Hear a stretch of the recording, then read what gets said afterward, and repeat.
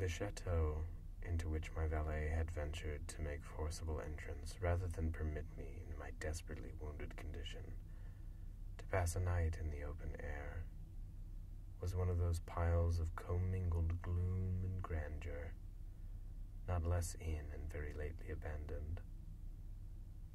We established ourselves in one of the smallest and least sumptuously furnished apartments. Its decorations were rich, yet tattered and antique. Its walls were hung with tapestry and bedecked with manifold and multiform armorial trophies, together with an unusually great number of various spirited modern paintings in frames of rich golden arabesque. In these paintings, my incipient delirium, perhaps, had caused me to take deep interest. So I closed the heavy shutters of the room, since it was already night, to light the tongues of the tall candelabrum which stood by the head of my bed.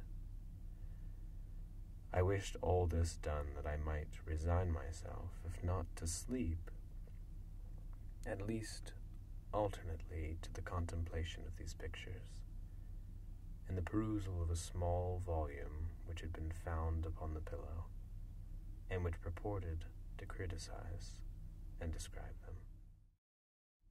Long I read, and devotedly I gazed. Rapidly and gloriously the hours flew by, and the deep midnight came.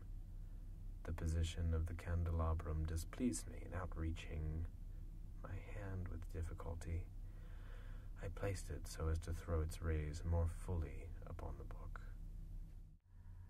I thus saw, in vivid light, a picture all unnoticed before.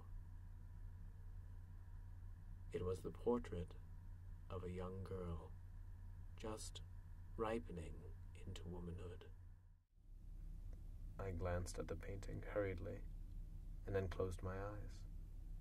Why I did this was not at first apparent even to my own perception. It was an impulsive movement to gain time, for though to make sure that my vision had not deceived me, to calm and subdue my fancy for a more sober and more certain gaze. I had found the spell of the picture in an absolute lifelikeliness of expression, which at first startling, finally confounded, subdued, and appalled me. I sought eagerly the volume which discussed the painting and their histories. Turning to the number which designated the oval portrait, I there read the vague and quaint words which follow. She was a maiden of rarest beauty, and not more lovely than full of glee. And evil was the hour when she saw and loved and wedded the painter. He passionate, studious, austere, and having already a bride in his art.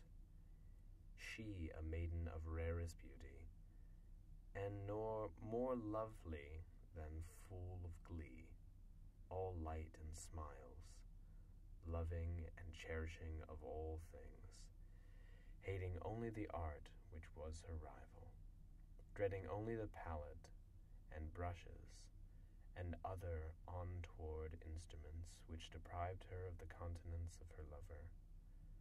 But she was humble and obedient, and sat meekly for many weeks.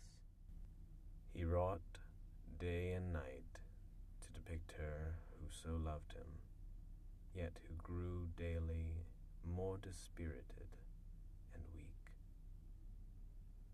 But at length, as the labor drew nearer to its conclusion, there were admitted none to the chamber, for the painter had grown wild with the ardor of his work, and turned his eyes from the canvas rarely, even to regard the countenance of his wife.